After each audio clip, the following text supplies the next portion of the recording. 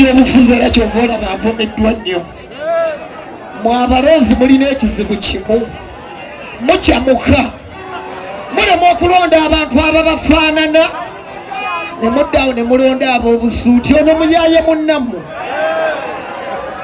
otegeera naye ne muddawo otegeera. Naye nze ndi mukozi wa ssente byombyogera kuba ono muyaaye munnange muyimbi wange. Mulonde abayaaye ababafaanana bwe muva ku byange nga mugenda kuwanga tto. Kale tugende maaso si mulendo nga tugende tugende oyo mwana wagalembe bana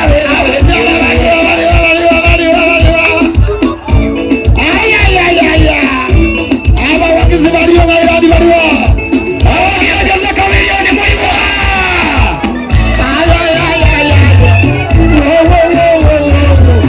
abana beka webwe baliwa Jose kamiliyoni walikuwa omwana w'abandi omuleetedde okuba kubanga omusibyeko ebbuba omuyisanga gwebaguza buli olugendo obeera omututuza kyova olaba yekyaye n'omukwano akukoye abaana bakabakoye waka omukyala teyetaaga fuga bbi omuleka neyetayaya sisabo tiwakula kulundira wagaawo abakyala tebakowe fuga bbi omuleka neyetayaya sisabo tiwakula kulundira wagaawo emikono gyakalifa yiriwagalo kalifa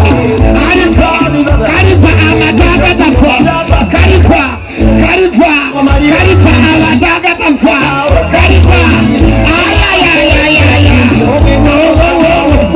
omukyala teyetaaga fuga bbi sisolo tiwakula kulundira wagaawo ekawambe tagalondo kalifa ekawambe talondondo kalifa ndetendeete byonna nabimba naye nga temubiwulira. Mubagamba mulonde kalifa mulonda babusuuti bwe bamala okutuuka eyo ng'ate mutukaabirira.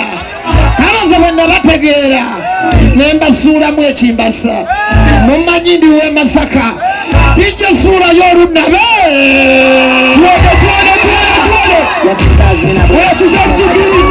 Kiwatuka kinyumirwa omukiri yaliyo obutasula mbuliri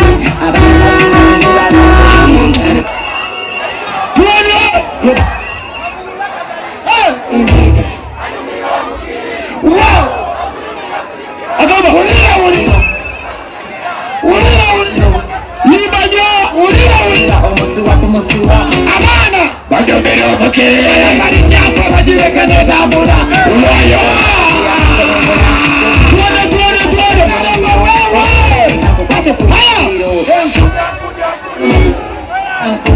webakati ngenda mulaya kuzina abaana bakawambe muzina gano mazina bakaita webakati nga tozina ngenda mulaya kuzina